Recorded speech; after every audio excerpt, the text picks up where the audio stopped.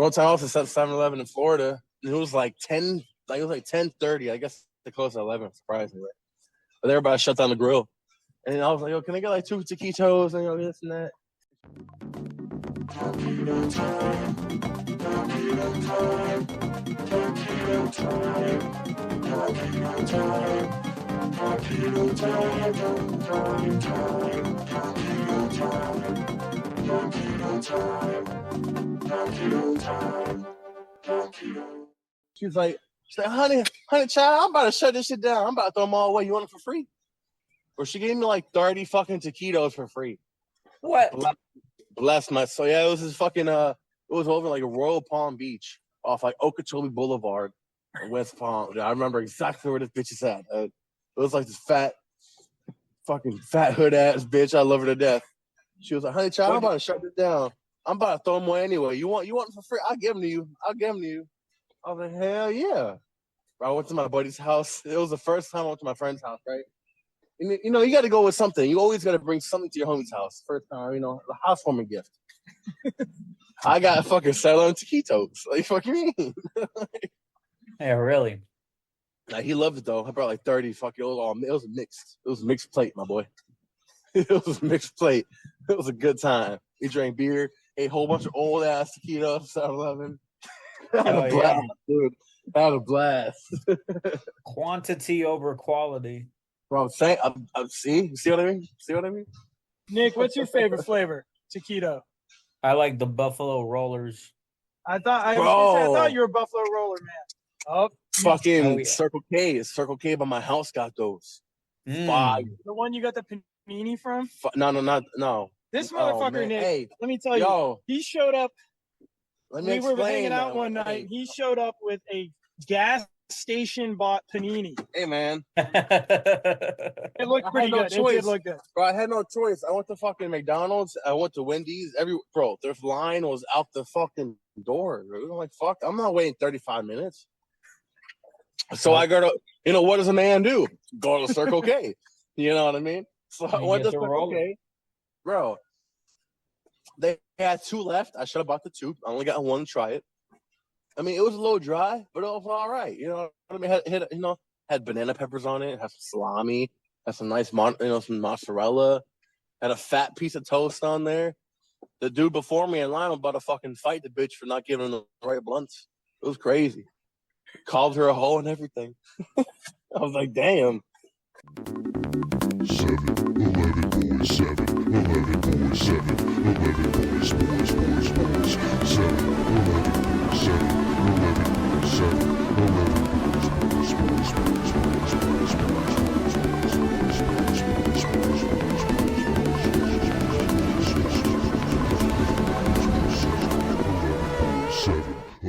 boys, 7-11 boys.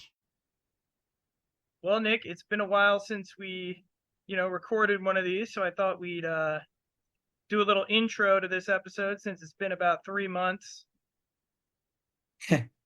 3 months, yes. 3 and it's months. Been probably even longer. It's probably been like 4 or 5 months since we actually visited the 7-Eleven that we reviewed in this episode. No, I literally think that was February, and we are recording in June. So, been quite a gap, quite a memory gap. But luckily, we had the clairvoyance to record at the time. So, that part is fresh. This part is also fresh, but in a different way. Well, we actually recorded the review like a month later because I was in Mississippi when we recorded it. Nobody needed to know that. Well, we say it in the recording, Nick. How do you know we say it in the recording? I have the recording. I listen to it every single night. Oh, well, I didn't realize I was dealing with an expert. Now, Nick, I hear that you have become extremely famous on Twitter, or now called X. Oh, yes. Big Twitter star now. Can add that to the podcast resume. I had two or three tweets that just sort of popped off for no real reason that I could discern. One about Joe Biden and One, which is an actual meme that I made about John Fogerty, that John Fogerty saw, and he DM'd me and said, 737 coming out of the sky, which I didn't really understand. That didn't really make much sense. And so John Fogerty's going to come on? John Fogerty is here. Oh, well, that's great news. I'm on 7-Eleven, boys. It was a great meme that you made, and it deserved. How many views does it have last time you checked? Probably the views aren't important. The likes are what's important. But also, what's hard to quantify is that I think it got way more traction on Facebook and maybe Instagram too, because a lot of those music pages just started sharing it to their other social media platforms. And it's kind of hard because I don't think I got credited in most of those posts. So it's very hard to actually see how many times it was shared. Yeah. And then the Biden one you made, I mean, when I looked at it like weeks ago, it had like 800,000 views. Yeah, that probably one a million by now. Well, that ended up being, I think it's my most liked tweet ever. I had another one a couple months ago that's up there. It was like 285,000 likes on Twitter. And that, again, does not include the shares, the cross-posting. So that's fun. And, I do enjoy. It's a little dopamine rush getting Twitter things. I wish that the podcast would get that much traction. I can have 280,000 likes on a tweet and then reply with the podcast link, and it has 4 likes. That's still 4 likes is 4 likes, Nick.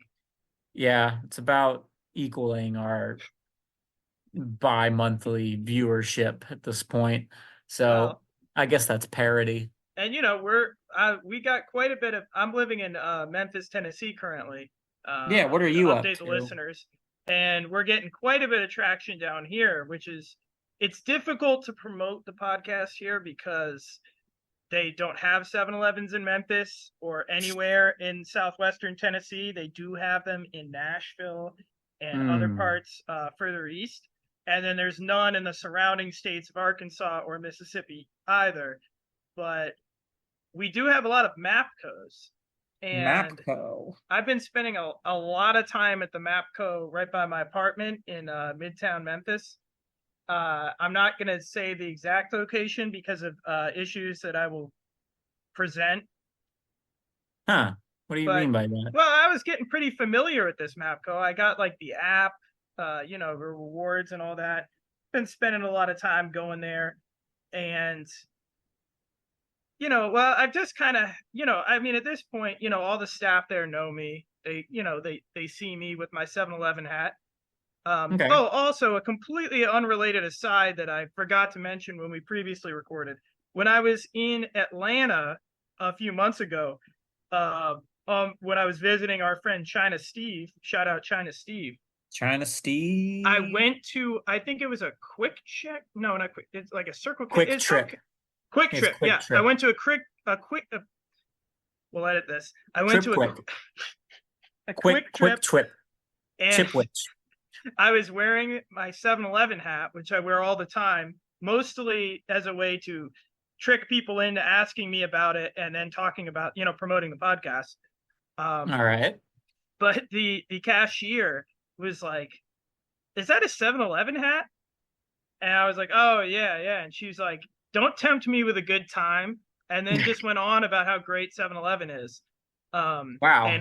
But she said something. I feel like she said they have like good like hot dog buns or something that I don't think is like the buns. I don't know. I texted you about this months ago. I honestly would have to go back and something like specific about buns, like buttered buns that I don't think are available at all 7-Elevens.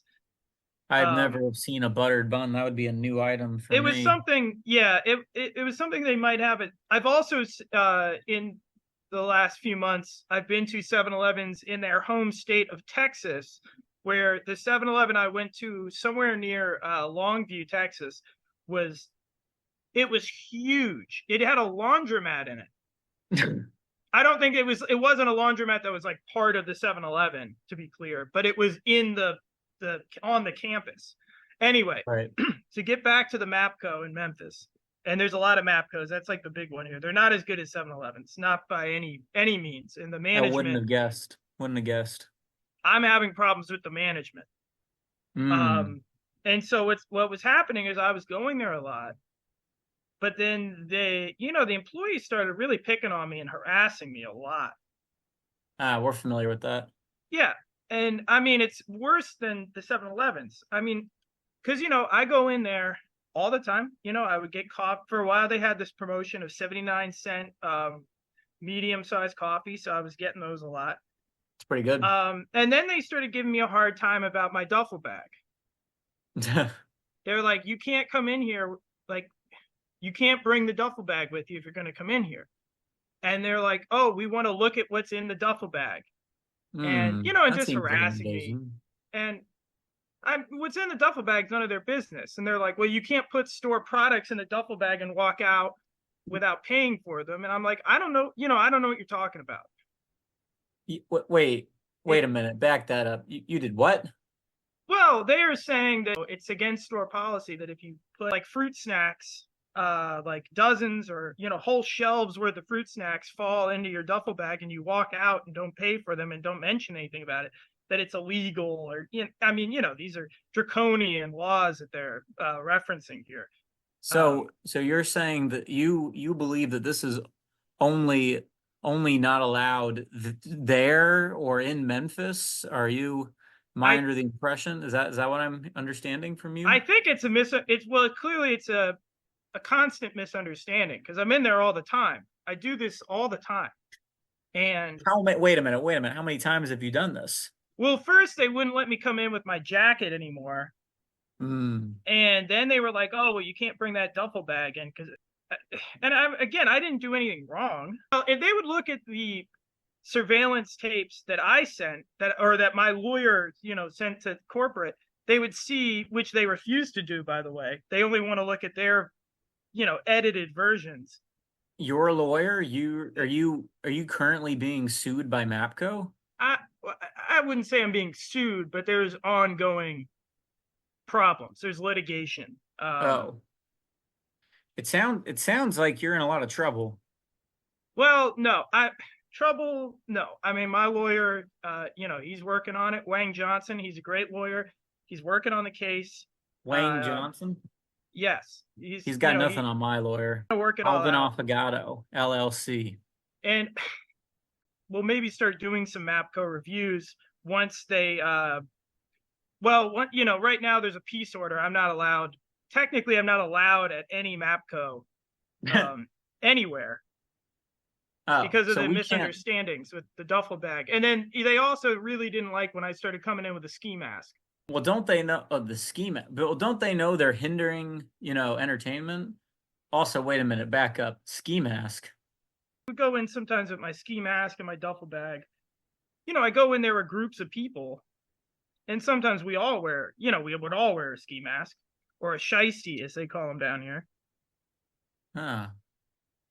And they didn't like that. I think as like to kind of prank us, they put like signs up on the doors, like pictures of us with the ski masks, with like, oh, reward, $5,000 for information about these guys who came in here and were joking around. And now hold on a minute. Now, what these parties you have at the Mapco, are you also doing what you've been doing before with the merchandise? What's going on there? I generally come in with a duffel bag, and Ernie or Skeeter or one of those guys who I'm with, or Glizzy Main, this guy Glizzy Main I've been hanging out with. Glizzy Main. Oh, yeah. We go in, and sometimes, they go in, and sometimes when I come out, I notice, that my duffel bag that they have me carry in there has a lot of money in it, or has a lot of prizes. They say we're getting prizes, No, prizes.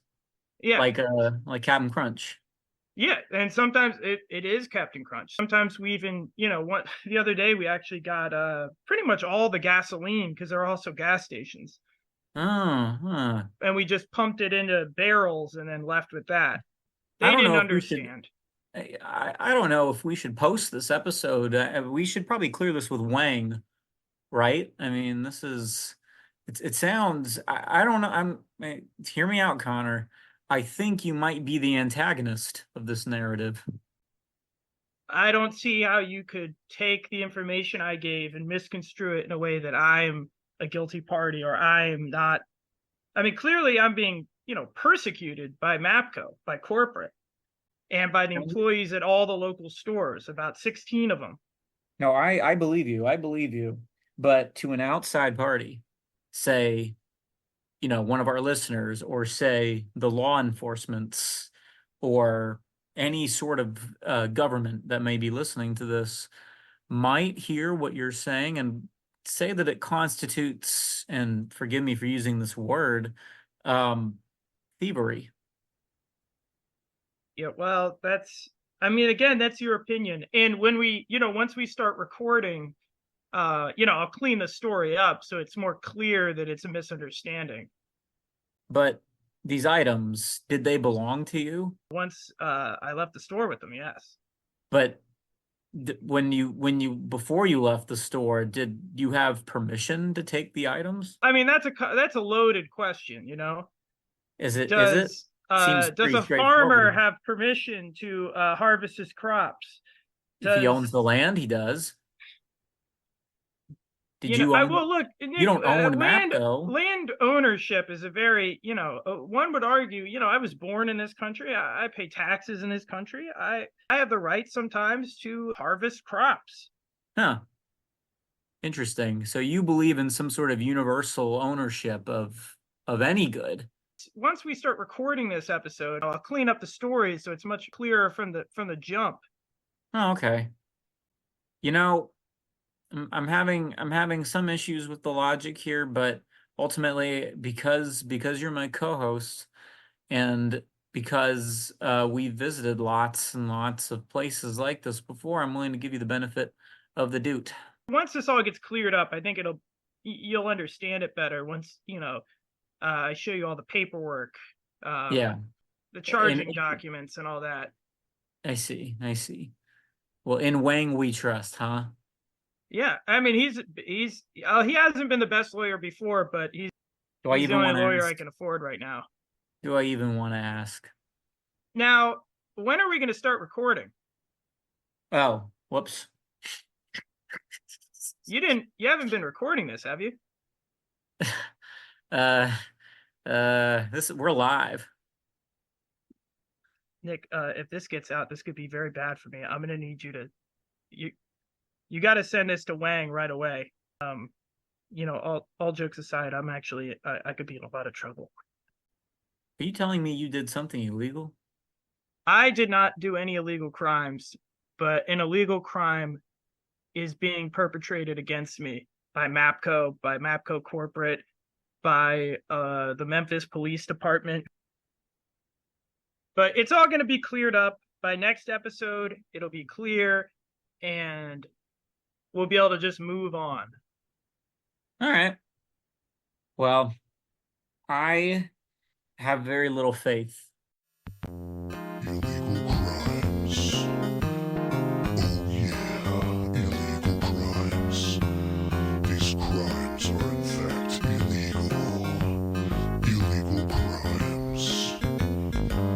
When you think about it, aren't all crimes illegal?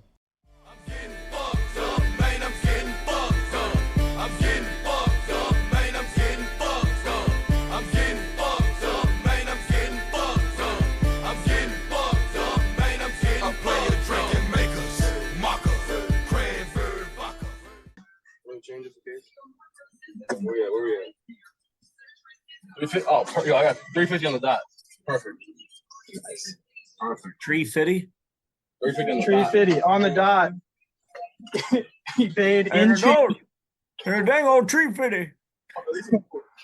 He paid in straight quarters for a foot. I just want to point out, we're in the hood in Memphis, Tennessee. We walk from basically the train tracks with a creaky trampoline at the DIY skate park, which is kind of run by some very unsavory characters who I've met, by the way. Just ate something. And Full of we went to McDonald's earlier, which was a shit show. And now he just bought a 40 of Colt 45 with change. I gotta do it. So You gotta Nice. blend in. You know? So, you know, just we're really living it right now. All right, my buddy here's got a story about a graffiti beef, a feud gone too far. All right. Yeah, so I'm not gonna list no names, you know what I'm saying? You know, I played the physics.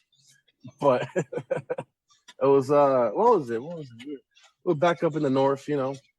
And my buddy had some beef with some guy, right? And I was just there, just tagging along. Like, I was like, yo, I'll ride, bro. Like, you're my homie, I got you. You know, whatever, cool. You know, that's the normal homie thing to do, right? So then, at first, he was talking about, like, yo, like, I found out where he lives, or, like, where his parents live, or whatever the fuck. And he was like, yo, he lives in the basement. So, like, whoever, I'm gonna knock on the door, and whoever answers him is gonna stab him. I'm like, yo, hold on. Let's think about this for a second. Let's hold on. Let's take it back a notch. Hold on. So then he's like, yeah, bro, like fuck it. Like, you know, we've been like they've been going over each other for not even like a while. It was just like constant back to back, like every other night, literally. Like one time we were like it was that same night. We go to a spot, went over him, go to another spot, and we came back and he already went over it. It was just like some wild back and forth shit, same night shit. So I'm like, yeah, let's not go to that far. So we came to a conclusion, you know, let's just blow up his car. All right, cool. Bet. So we end up doing that. Fucking An escalation. we end up going to Walmart. Homie got some like fucking lighter fluid, and then we fucking go to his house. And then we found his car, or whatever, a car that apparently he drove or used to drive. I don't know. His parents' house. So allegedly, you know what I mean? and then fucking, I recorded it too somewhere sadly on my phone like a long time ago, allegedly. And then he literally put like dumped a whole fucking can on top of his car. I'm like, yo, you should use a fucking lighter. He didn't want to listen to me. He had a lighter, but I was like, yo, you should use matches, but he didn't want to. So fucking, he lit that shit, almost got himself on fire, and then yeah, we left that scene. It fucking blew up that same night allegedly, and then we go down to a 7-Eleven down the street. We got like a couple of drinks and I got me a taquito. You know what I'm saying? All tying in. I know what you're saying. Taquito time. Oh man, the Monterey Jack though. Oh yeah. Keys. Woo-hoo. But yeah, we got a couple taquitos, and then we see fucking like fire department driving by. You know, I'm like, oh shit, back that up. And then apparently like what 5 months after that, they had met up. They fought about it, and they talked about it. But you know, that was that. But that was that. That was that. Water under the bridge. Oh, out on the bridge, yeah. You know, my buddy beat his ass as expected. Bygones be bygones. You told me you had a good road trip story. Oh, my buddy. Spraycation. Yeah, bro. Yeah, my buddy was fucking. Yeah, we got a rental. We had a rental from Virginia. We fucking took a Jeep down to fucking Florida, and this motherfucker was so goddamn anal about getting paint in the car. Like he would literally the whole car. He'd put trash bags underneath, like on the thing, so we don't want to get paint anywhere. Not a bad idea, I guess, but like, yo, we fucking stopped at every train yard all the way down to Florida. We fucking stopped at a hotel in like North Carolina. Dog, tell me how we fucking stopped at this hotel. The first 3 times the key don't even work. Always a good sign. Bro, we get in the goddamn room. It's got motherfucker. There's a wasp in there flying around. I'm like, yo, wait, what? There's bro. I lift the fucking sheets. There's blood stains under the damn fucking bed. I look next door. That shit looked like it just got raided. Like, bro, that whole shit was flipped upside down. Like, I mean, it looked like it just got raided by a fucking SWAT team. I'm like, there was a wasp on the bottom. There's a bumblebee and a wasp flying around. Like, how does that make sense? How does that fucking make sense? I'm like, yo, we need a refund right now. We're out. Fuck this. I'd rather sleep in my car than fucking sleep in this shit. Fuck you. Like, no, talking about buddy, it's okay. No, it's not okay, bitch. Like, we out. Fuck you. No, that was no. But Georgia was cool though. It was a cool. We penned this train yard in Georgia, and we had to walk. We parked on the side of. We parked in fucking an apartment complex. It was like tollway zone, but we were there for like 30 minutes. We had to crawl or walk through someone's front and backyard, like to get to the yard.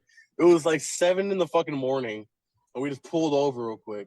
We just left North Carolina, pulled into Georgia, and then fucking walk through someone's front yard, walk over the fence, and walk through the backyard, and we were painting fucking a couple trains in the bushes for a little bit. That was fucking sketchy. That was sketchy too. I hear a train. Yeah. It's fucking hella. It was a bunch of. Oh man, I was painting fresh in Sarasota one time down in Florida. Shout out Sarasota. I hate that place, but I love it. Fucking Frank's out there are ass. I was doing the fucking end to end. There was a fuck cancer piece, and then man, I remember there's this house right behind where we were painting at, and these fucking dickheads put their dog out, and like every time we would spray, he would start barking, and I'm like, yo, shut the fuck up. I'm like, dude, relax. Like fucking chill. Go find your little chew toy and fucking fuck off for a little bit. But we were there for like 2.5 hours. Every time they would bark, they open the door because he never barks because no one's back there. So You stayed? yeah, I had to finish. What do you mean? We were there fucking like 2.5 hours waiting for this fucking dog to go back inside. And eventually they let him back in, stop barking, so we fucking finished. It was like fucking 5 a.m. by the time we got home. It's a fucking 45-minute piece took 3 hours. Fucking bullshit, dude. Fucking bullshit. Dude, I swear to God. Now, what's the difference between Sarasota and Sarasota Springs? What the fuck is Sarasota Springs? Oh, that's in New York. Never mind. The fuck? That's in New York. Yeah, that's way Well, that's the different. difference. What that? There you go. He Because gets Sarasota it. Springs is where like rich people live in like upstate New York. Yeah. Oh, okay, never mind. We solved that one. Cross that one off the list, Nick. Yeah, that didn't take long. Fucking dude, I got my ass beat one time in Sarasota. I ain't gonna lie. I was playing the bando in Sarasota downtown at 2 in the morning. I was getting a fucking hollow in this tag in front of this abandoned building. And somebody drives by and talk about, hey, what are you doing? I'm like, yo, fuck you, right? You know what I mean? I'm drunk as shit, right? I better pull over. I you know. Next thing you know, he started chasing me, bro. I'm like, fuck, I tried to spray him in the face. Next thing he got me in a headlock. I'm not bullshit. He got me in a headlock. He fucking like hit me in the fucking. I had a black eye for like a week, dude. Turns out, I had actually after that I followed him home. So allegedly, After he beat the shit out of you, you followed him. I followed him home. Wow, just at the same night. Yeah, same Okay. night. Same night. I call my boy. I'm like, yo, bro, this is what happened. You got right a now. stake on your eye. Dog. Yo, so And you're driving. I following haven't him. told this for anybody yet. So like, I followed him home, right? He didn't see what car I got into, like type shit.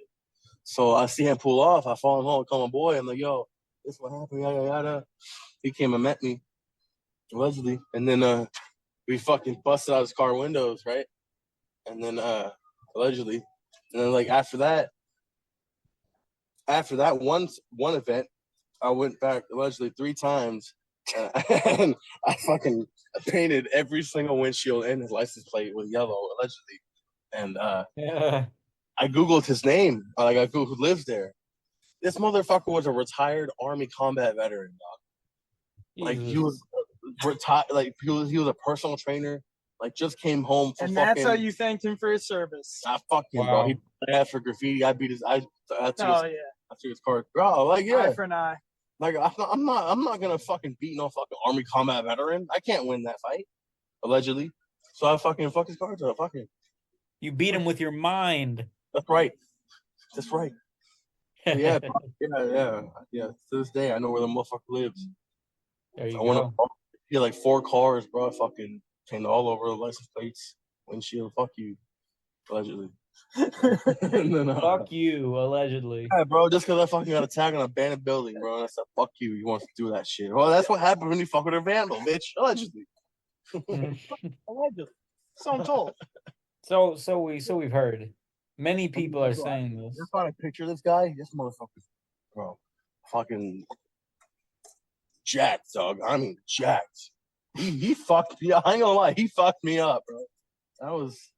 I thought I had him. No, I thought wrong. Sounds like you might have won the fight in the long run. Yeah, I went back 3 other occasions, allegedly. And then fuck. Just could not let it go, huh? No, hell no. Fuck him, bro. Hurt your pride. What? He fucked, bro. He almost had a chokehold. His girl was like, "Babe, let him go, let him go." Oh, there were witnesses? Yeah, bro. His girl was there. Like, "Babe, let him go. You're choking him. You're choking him." He let me fucking go. And that's when I fucking followed him home, allegedly. And then fucked up his car. Fuck.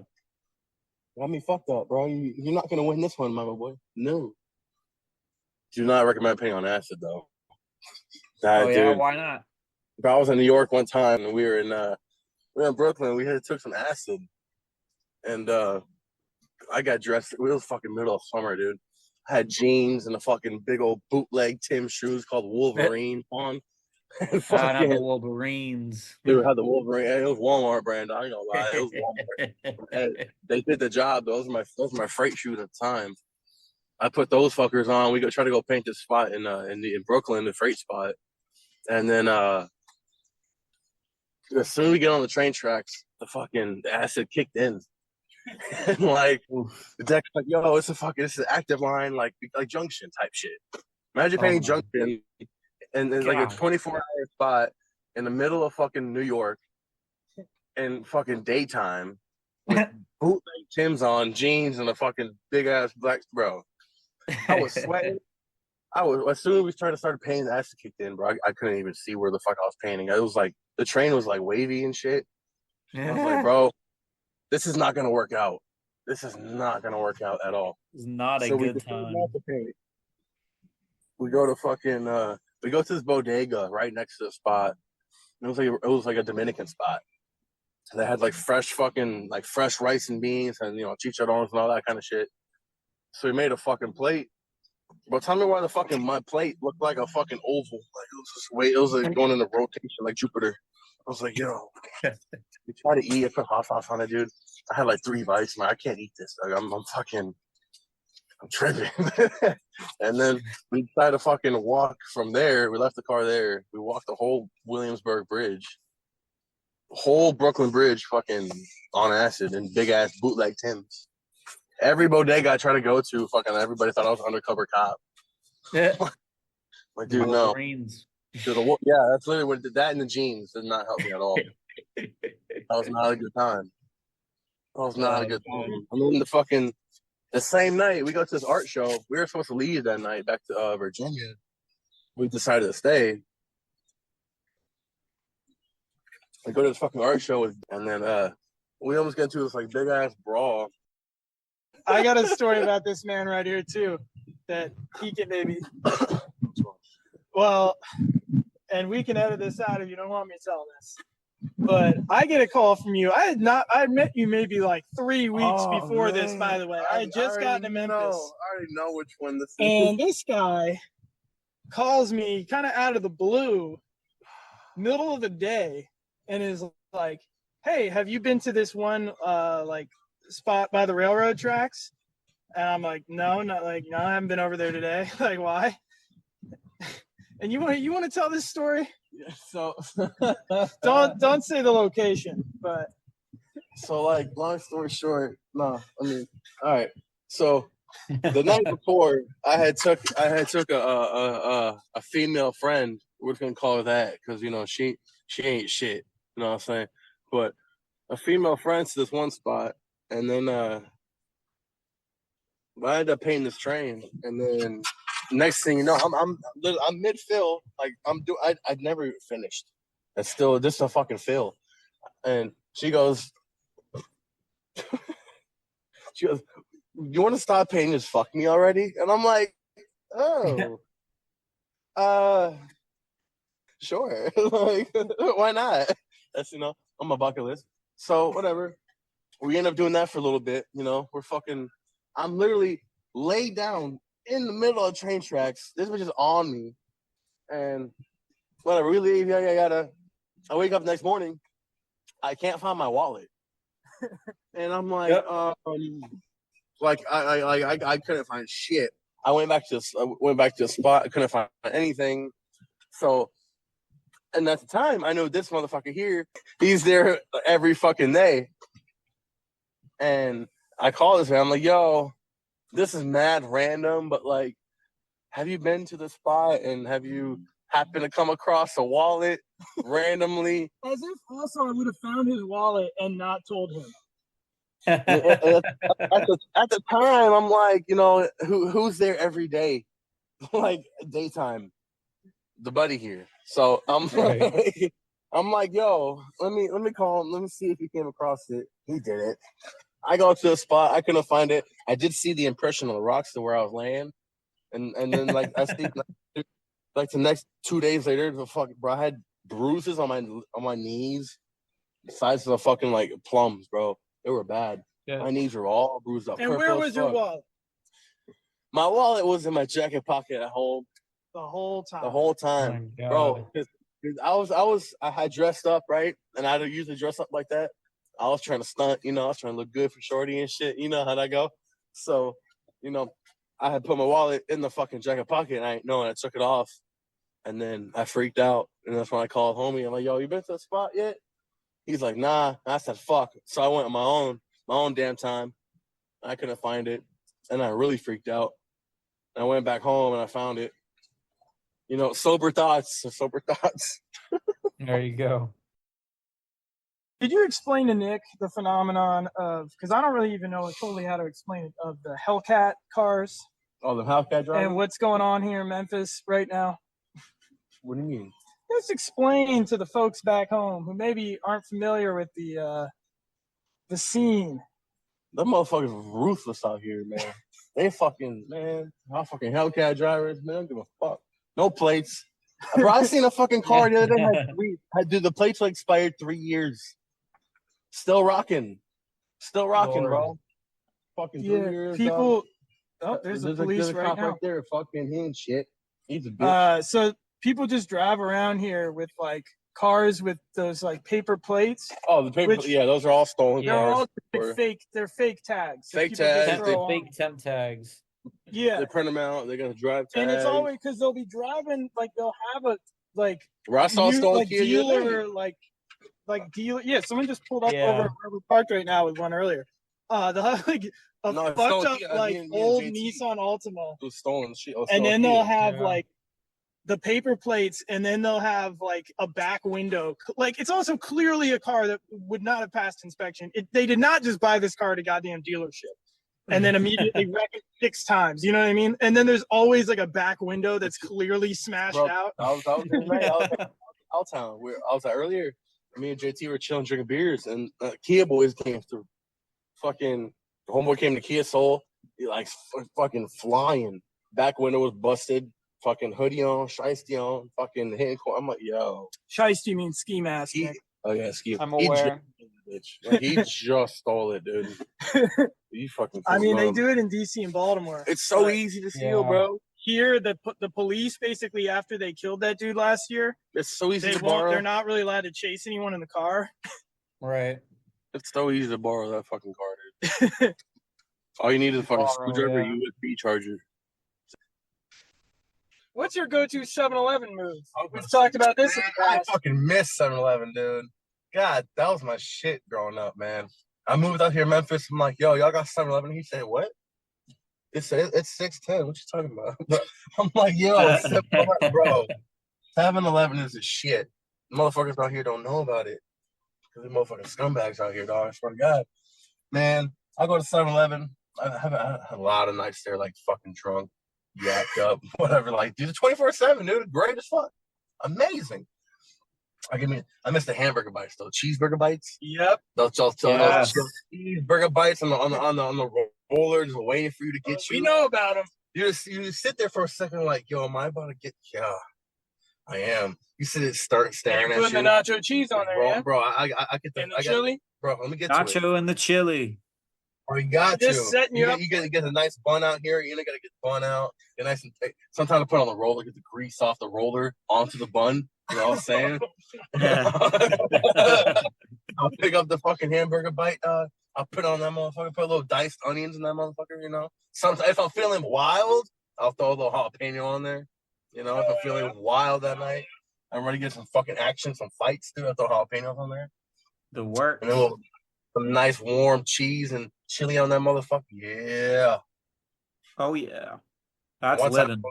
we're there out of nacho cheese, right? Yeah, I make them change. I've done that too. I make them change. Hey, yo, habibi, I need fucking chili cheese. Like, yo, change it. It takes like 15 minutes. What 7-Eleven are we talking about? This is back in West Palm Beach. Oh, West Palm Beach. Yup. Florida 7-Eleven. Florida 7-Eleven is wild. When I was like 14, I used to steal a lot of gum from there too. All right, that's an illegal crime. That is an illegal crime. Back on track. I used to borrow a lot of gum from there, you know. My buddy would, You gotta give it back. yeah, I give the empty wrapper back. Crimes. Oh yeah, illegal crimes. These crimes are in fact illegal. Illegal crimes. When you think about it, aren't all crimes illegal? 7-Eleven boys, 7-Eleven boys, 7-Eleven boys, boys. 7-Eleven boys, 7-Eleven boys, 7-Eleven boys. Let's just start chatting about it. So, Connor, is there anything you want to admit you were wrong about? Absolutely not. Talking about this. But before we start talking about whatever sick accusations you're going to make, let me pop open this can of Royal Crown Cola. Do you Right want on to mic. describe? Do you want to describe? Wait, I'm going to ruin this for you. Do you want to describe where you are right now at this present moment? Yes, so I'm calling in remotely from Meridian, Mississippi, due to some bad life planning on my end. Strike that from the record. Not on my end. Other people who made bad choices for me. I'm currently on foot and it's pouring rain, so I am under an awning near the railroad tracks because I tried to hang out by the Amtrak station and security kept kicking me off because they didn't actually explain why. They just said I'm not allowed to stand in that area. You were violating their no standing rule. Well, there was no sign. It's a public area. It's like essentially a public park. And it wasn't even dark yet at the time. Now it is dark and it's very sketchy here, like any place in Mississippi. And anyway, it's irrelevant to this. Let's talk about this 7-Eleven, Nick. I'm ready to do so. Before we and do, I know that, by the way, I know that you have an agenda in today's episode. I do. Let's just get it out of the way. Let's go back to episode 3, remind our viewers the hefty denial or the hefty things that were levied against me as I described my dismay towards the Arlington 7-Eleven not being stocked with a particular item. I was met with a roundabout firing squad on this issue of if baking soda is something to expect at a 7-Eleven. And Lord and behold, what's the first thing we see when we walk in the Landover Hills 7-Eleven on Cooper Lane and Annapolis Road?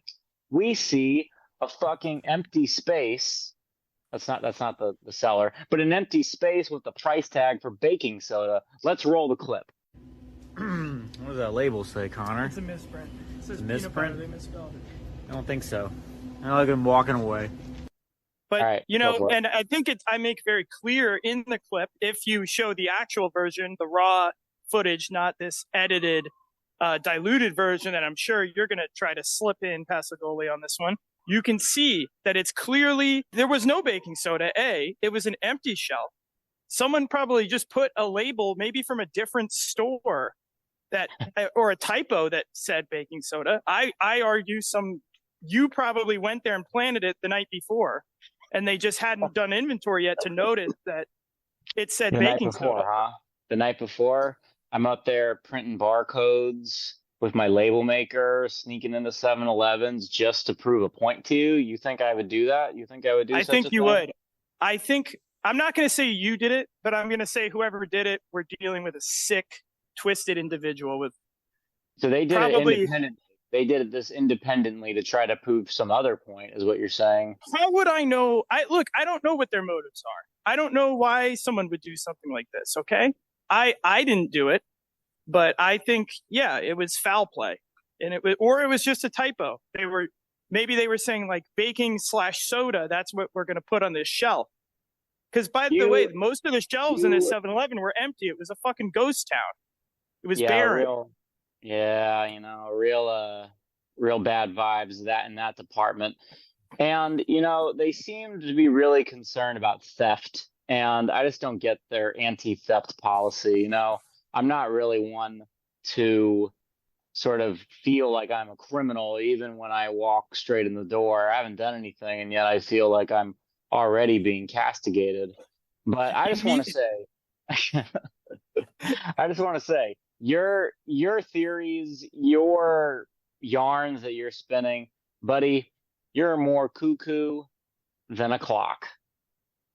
Now, Nick, I will agree with you on the security situation, the security theater, if you will, at this particular 7-Eleven. Yes. We walk in and we have a picture of this that you so graciously took, where the second you walk in, you're on like America's Most Wanted. There's this TV showing like a high quality image of you. Yeah. It's like a 75-inch plasma. And there was also, this really doesn't have anything to do with anything, but there was a cone, or, not a cone, but the kind like the fold out kind of cone that was kind of blocking the entrance as well. Yes. Saying the floor was wet, and that floor was bone dry. Oh. Unlike another 7-Eleven we went to that day, that floor was bone dry. Bone dry. We went to many 7-Elevens that day, which we'll cover in future editions of this program. But I agree. There's nothing really remarkable about it other than disarray of certain aspects of it, and I would say that the mood's bad, a little disarray here and there, but otherwise a pretty normal 7-Eleven. What makes the experience of this one stand out, other than me being proven correct by all account and vindicated in the historical record, is what happened immediately before we even set foot in this Landover Hills 7-Eleven. And that is a fucking car crashed into the nail salon in the adjacent strip mall. It did. Well, not the adjacent one. Okay, but you're gonna argue with me? You're gonna argue with me? Well, we got into an argument about how close.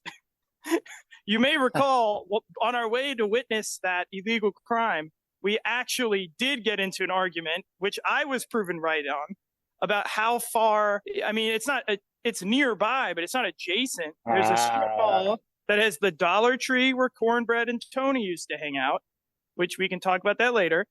And then it's got a liquor store, nail salon. It's by the Burger King, but there's several businesses and a busy intersection before you get to the 7-Eleven. Burger King is not in the strip mall. The Burger King is a separate building. It is not in the strip mall, mind you. I said near the strip mall. It's next to it. It's actually, to use this word correctly, that you used incorrectly, it is adjacent. It is adjacent. Okay, the Burger King's adjacent to the strip mall. Maybe the strip mall's in proximity to the 7-Eleven. However, if you look at the block-by-block grid, it is an adjacent street, technically, because even though there are buildings separating the entities, there is no grid lines. It is the adjacent block. So, no, that's incorrect. No, technically, that is incorrect. And I will print out a topographical map. There's no street. No, that you. I'm pulling up Google Maps right now, and I'm seeing. Hold on, wait a minute, my phone.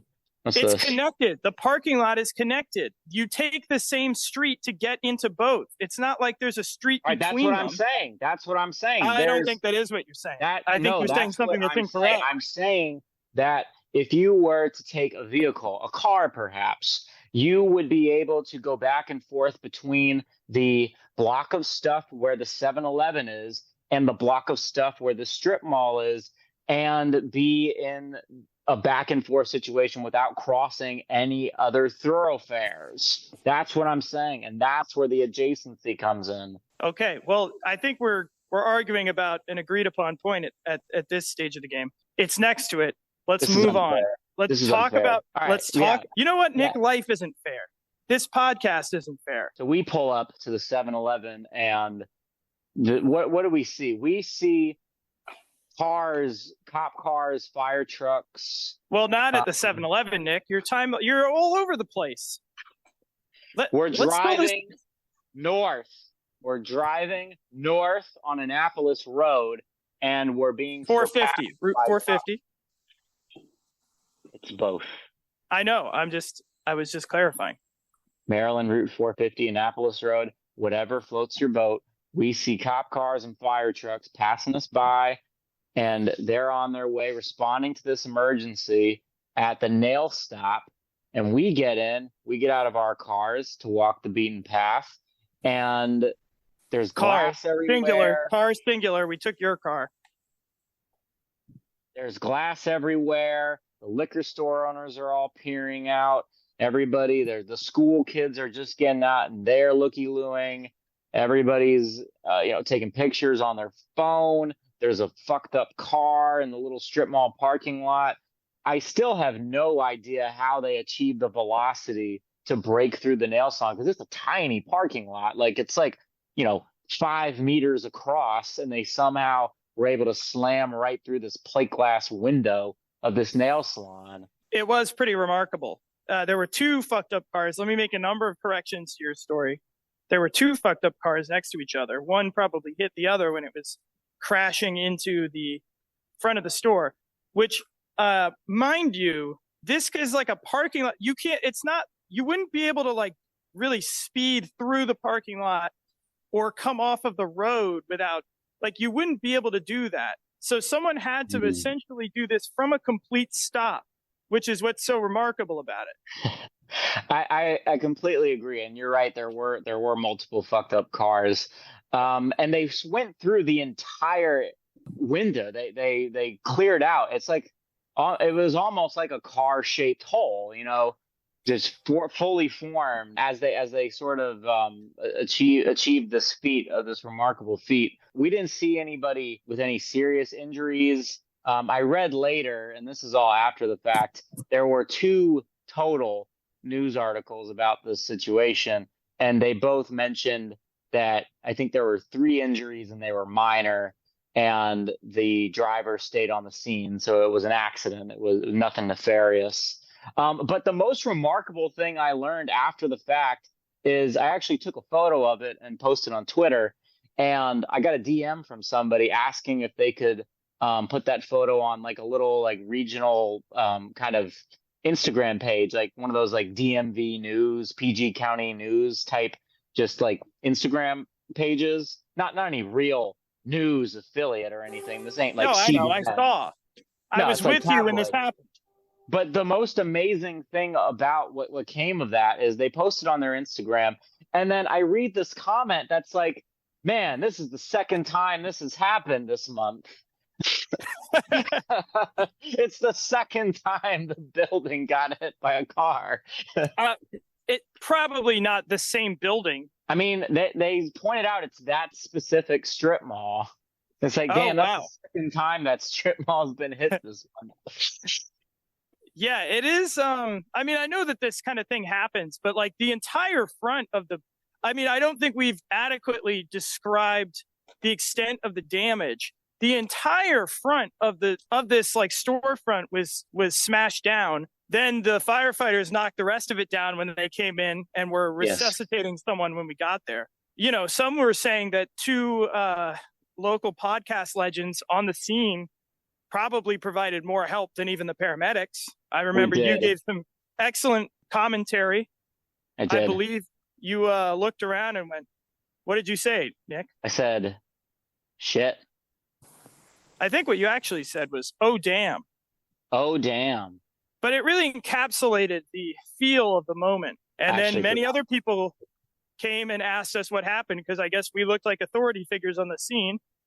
2 white guys in Landover Hills. Yes, they immediately start asking us the questions. Who were standing very far away from the action on the sidewalk. We were about 250 feet away from the door. We were walking away from the scene at this point, and like 3 or 4 people come up and like, damn, what happened? Like as if we were the sort of experts in the situation, even though there's like a host of cops and firefighters right next to us. I hear a train. Yeah, sorry, there's a train going by pretty close to me. Nice. Just ignore that. Keep rolling. Oh, wow, there's a bunch of... Hold on, Nick. There is like an entire pack of stray dogs also just walked past. Holy moly. Oh, my God. Anyway. You're in the trenches. I want to say Nick, something. In many ways, we were the experts on the scene. We were. And then, Nick, what do you want to say? I just want to say, I want to make one quick comment. And how fun is it when you're just some guy standing around and then you relay the situation to somebody else? It's the best feeling in the world. I just want to say it's like that sort of game of telephone of like, oh man, I don't know. Like, I think this and this happened. We don't know what the fuck happened. We were just, passing by. Yeah. We also got there after it happened. Yeah. The guy who asked us had actually heard the smash. He had heard he was at a nearby barbershop. An audible witness. And then I like that we were like, well, we don't know, but we will speculate about it for 4 minutes. There's no better feeling in the world. That's how human beings connect. I agree. And Nick, who did you call after this happened?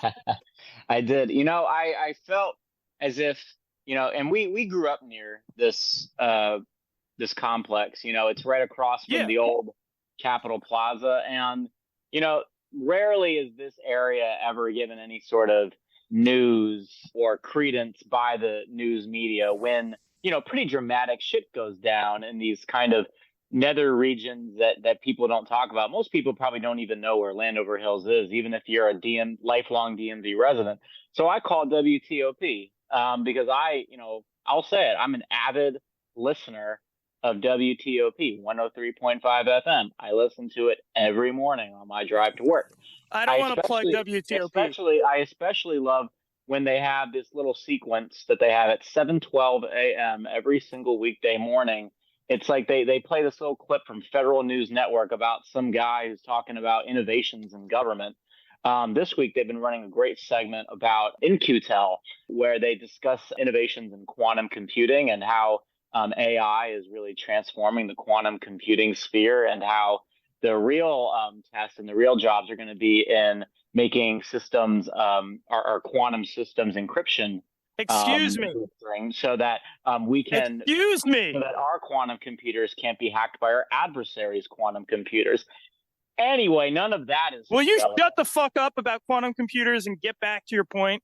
Yes, my point. If you would allow me to finish. And so I like WTOP, and I gave them a call. I called the tip line, and of course, nothing came of it. Again, I think the two because they don't give a shit about PG County. No, they don't. They do not. If it happened in Arlington, yes, because they're probably very bad racist people. No, it was a small business, an unremarkable. They don't support small business. They don't support small business. They don't support black-owned businesses, even though I'm pretty sure it's not black-owned business. I don't know. I figured it was worth a try, call and kind of give a more dramatic version of the story. Like, man, there's a guy on the ground. He's fucking bleeding out, and it's just crashed through it. I just saw there's fucking blood everywhere, glass everywhere. And they heard the location and saw the zip code and figured, nah. Yeah, and I'd also like to say, and this is why I argued with you earlier, I'm very familiar with this shopping center because I used to spend a lot of time there. And in my senior year of high school, I walked past there every day, spent quite a bit of time in and around that shopping center. I know it very intimately, including the Burger King. because I would walk from Landover Hills all the way back, or I'd walk to Bladensburg High School and then get a ride from there. Have it your way. Right. We're not doing promotional shit for WTOP. We're not doing promotional shit for Burger King. I'm just saying, have it your way. And it's bad enough that we're in the situation we're in with 7-Eleven corporate. We don't need to be getting into any more legal quagmires, okay? We're not doing well with 7-Eleven corporate, but we are doing splendidly with 7-Eleven Hong Kong. I think we're really close to having them follow us back and maybe even liking one of our stories that I tag them in incessantly. I think they're probably viewing them in ghost mode or something. Yeah, they just, they're a little shy, but, we're a big podcast and they're such small potatoes. So, well, China Steve, my friend China Steve, shout out China Steve in Atlanta. Shout out China Steve. He has told me we might be able to get some traction. He knows people at 7-Eleven Shanghai. And we might be able to get something going with them. I don't know if they have an Instagram, though. We're going to hit them up on WeChat and see what we can do. I don't think they have Instagram in China. Well, they have it in Hong Kong, which is in China. But Hong Kong is somewhat autonomous, though. All right. Well, look, we're not here to talk about the geopolitical state of what apps are and are not allowed in China or in specific regions of China. Let's get back to You're afraid of questions just like you're afraid of the truth. Just like the baking soda all over again. You never believed in me. You never believed. And then even when faced with irrefutable evidence of my claims to the baking soda, amidst all the broken glass and all the tragedy of that day, you still couldn't find time to be on my side. And that just shows your character, bud. That just shows the kind of man you are. That was very eloquently put, lies. Because you know what the real issue is here, Nick, is that I put too much faith in you. I respect you and your opinions too much, and you let me down time and time again. And you spread your little lies because you just, you're obsessed with this baking soda thing. It's not that I'm obsessed with it. It's that I'm worried. It's that I'm concerned for our relationship when you don't believe me about certain irrefutable and unalienable truths. It's refutable.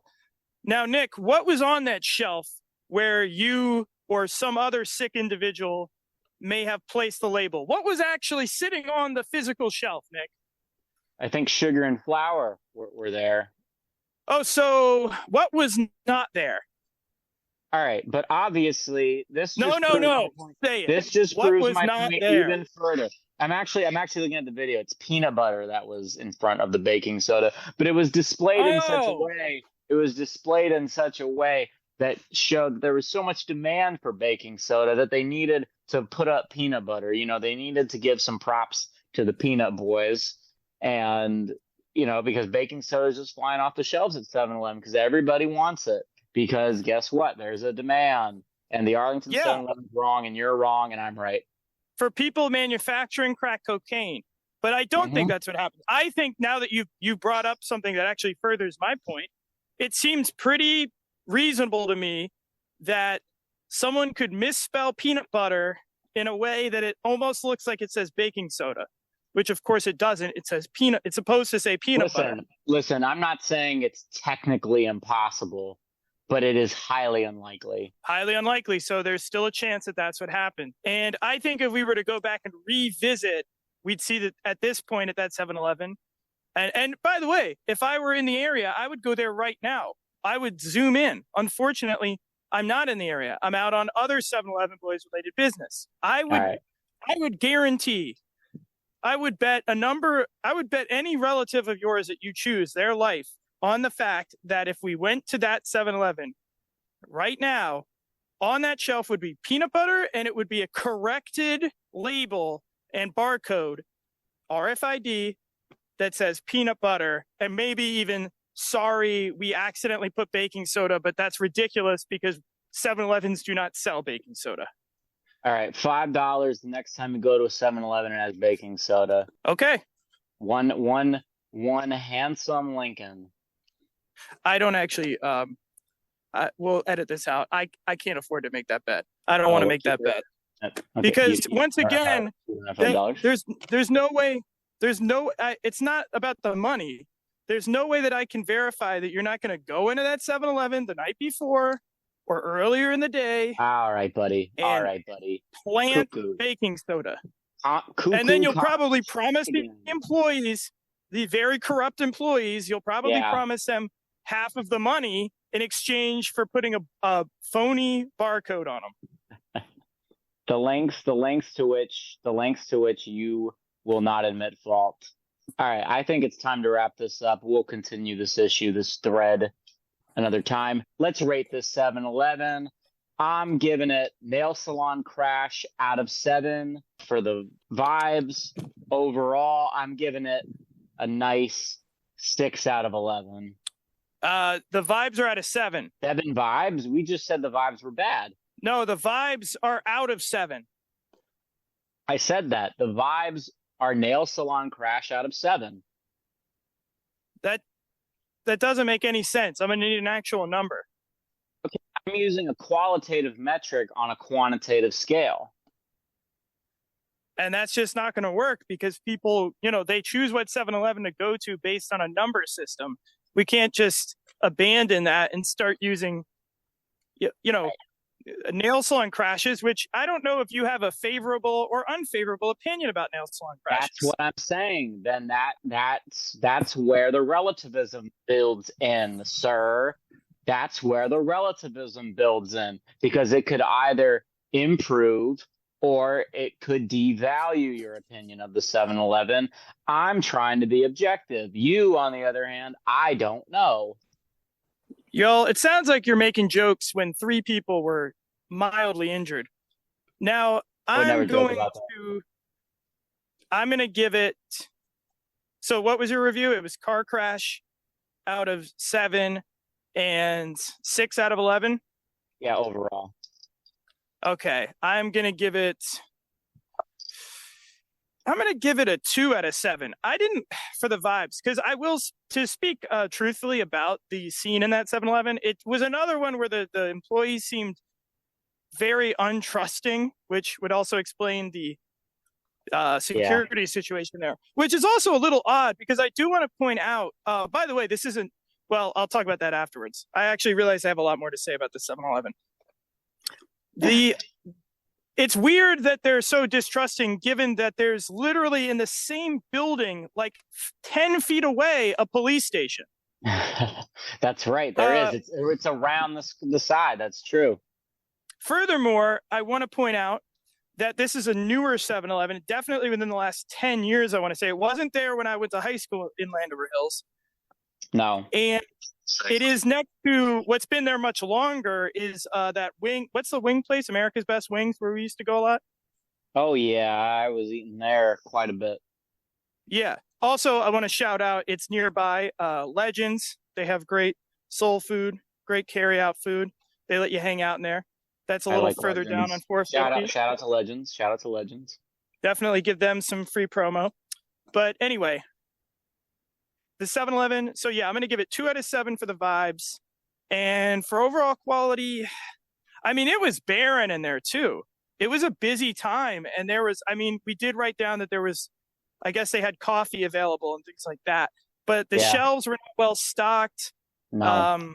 It seems like they, like many 7-Elevens, kind of just put in a lot of cameras and tech, but forego having, friendly staff, in case you need help or have any questions. Like, had there been a staff member available to help us, we could have answered on the spot, on location, live on location, the baking soda debacle, whatever happened there.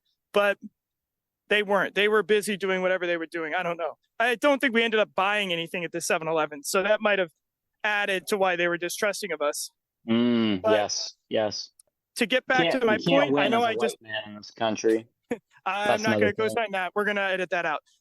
And I know that I just, I'm putting it back in. Went on a very long detour to get to this point, but I am going to give it 5 out of 11. I don't particularly like this 7-Eleven. I never have. I've been there a few other times, and I'm not a fan. And I would like to not go back to it. There's many much nicer 7-Elevens in the same general area, or even the Exxon across the intersection, because that right. intersection has been referred to as Malfunction Junction by my friend Cornbread, who lived in the woods behind the Dollar Tree. Rest in peace. Rest in peace, Cornbread. 7, 11 boys, 7, 11 boys, 7, 11 boys, boys. Yeah, Rumsfeld!